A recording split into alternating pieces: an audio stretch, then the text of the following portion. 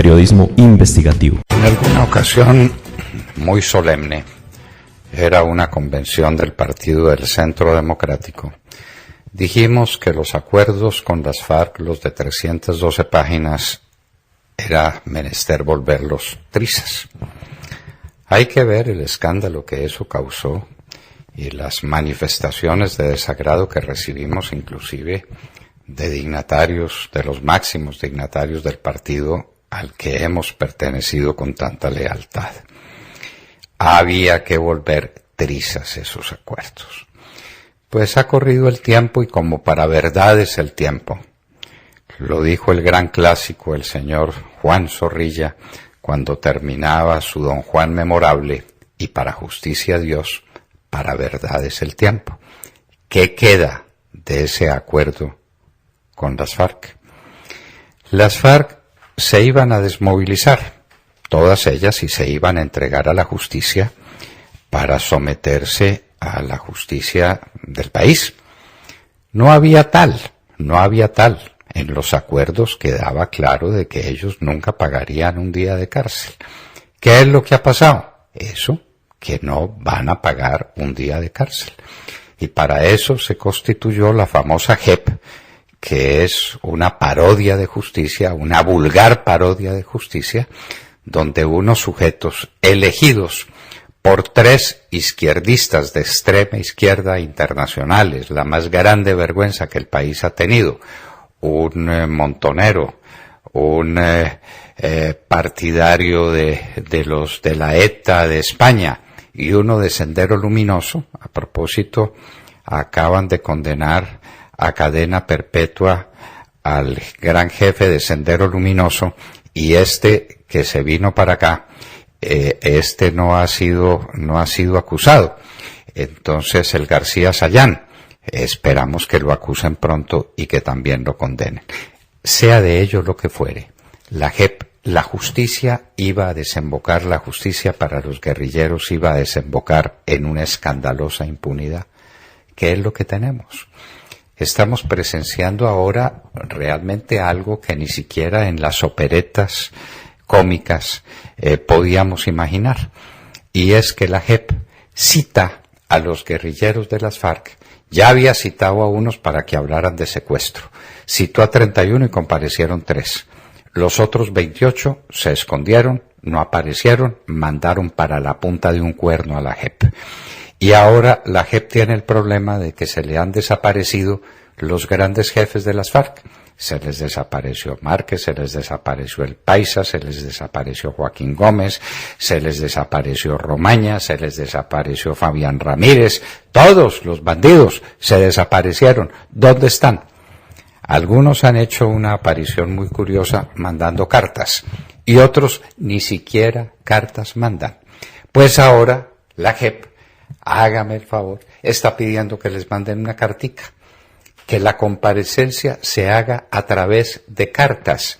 Pero suponen ustedes, abogados o no abogados, lo que es esta burla a cualquier sentimiento de justicia cuando un juez dice, bueno, yo no puedo hacer comparecer al acusado de los terribles delitos que estoy examinando, por favor, que me mande siquiera una cartica y que me la mande a través de su abogado para que el abogado venga y me cuente qué es lo que ha pasado con ellos.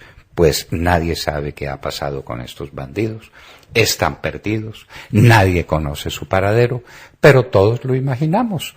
Siguen delinquiendo, y siguen delinquiendo de la manera más productiva como se puede delinquir en el mundo, que es alimentando el narcotráfico, de lo que no se ha vuelto a decir una sola palabra. Esperamos que muy pronto, y esto se ha dicho como un paréntesis al tema que nos ocupa, muy pronto aparezca el plan integral que anunció el presidente Duque en la lucha contra el narcotráfico, y que ese plan integral comprenda las acciones militares que se quedaron pendientes, la interdicción aérea de la que nadie volvió a hablar después de que Santos la destruyó de la manera que la destruyó cuando los Estados Unidos estaban listos para construir bases para la operación de aviones de reconocimiento que habrían impedido el horror que ha sido la masacre en Colombia y el desplazamiento en Colombia de millares de víctimas del narcotráfico. Eso no hubiera sido posible. Pues Santos acabó con eso, acabó con el bombardeo a los campamentos, acabó de hecho con la brigada antinarcóticos y nos quedamos en nada. Esto tenía que revivir. La lucha contra el narcotráfico era un elemento esencial de los acuerdos y sabíamos que eso era una solemne mentira y que por eso aquí había que volver trizas los acuerdos. A ver, muéstrenos una hectárea que haya sido erradicada por intermedio de las FARC. Una hectárea.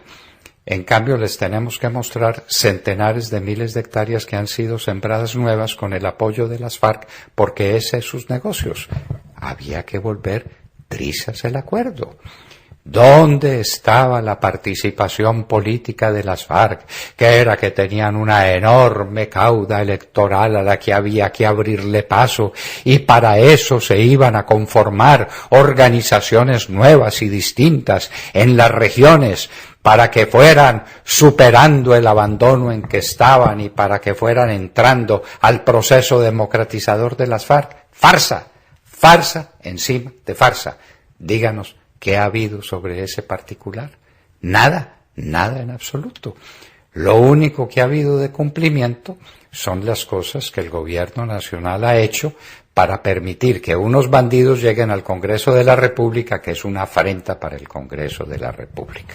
Esos 5 senadores que se encuentran, bueno, Márquez no está entre ellos, entonces Márquez está perdido, serán 4 senadores y los 5 representantes que se encuentran ocupando curules en el Congreso de la República son una afrenta a la democracia colombiana, una burla a la democracia colombiana. Eso es lo único que se ha cumplido.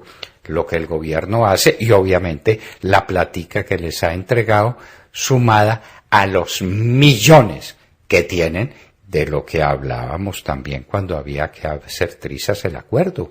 ¿Qué pasa con las fortunas gigantescas de estos señores?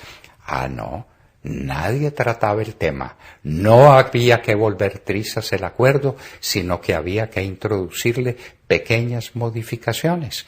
Ahora la Fiscalía General de la Nación y la Superintendencia de Notariado y Registro calculan, desde luego cálculo bastante amplio, entre 400.000 y 1.000.000 de hectáreas las que son de propiedades de estos bandidos de las FARC. ¿Cuándo se les van a quitar por extinción de dominio? Ni una sola palabra sobre el particular, porque los acuerdos no prevén semejante tema. Señores, nos quedamos sin con quién hablar. Los que firmaron los acuerdos se fueron para el monte o se fueron para Venezuela. Los que están aquí son unos jubilados de las FARC, unos sujetos que siguen hablando del marxismo y de la extrema izquierda y que no representan a nadie y que no significan nada dentro de los mecanismos delictivos que montaron las FARC desde hace más de 50 años. Dijimos que había que volver trizas los acuerdos. Nos llovieron rayos y centellas. Los acuerdos se volvieron trizas por su propia poder interno, por su propia, por la propia gracia de sus intimidades. Es que ese acuerdo ni sirvió para nada, ni valía para nada. Había que hacerlo trizas y en trizas se ha convertido.